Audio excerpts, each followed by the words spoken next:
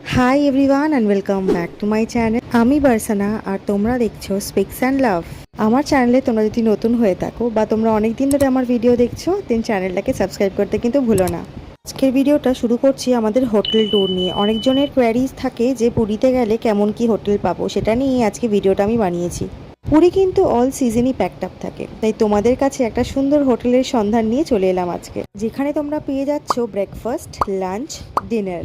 আমরা সামনের দিকের হোটেলগুলোতে খুঁজেছিলাম বাট প্রচণ্ড ওভার রেটেড ছিল বলে একটু ভেতরের দিকে আসাতেই এত সুন্দর একটা হোটেল পেয়ে গেছি। আমি হোটেলের ডিটেলসগুলো কিন্তু ভিডিওর সাথেই অ্যাটাচ করে দিলাম।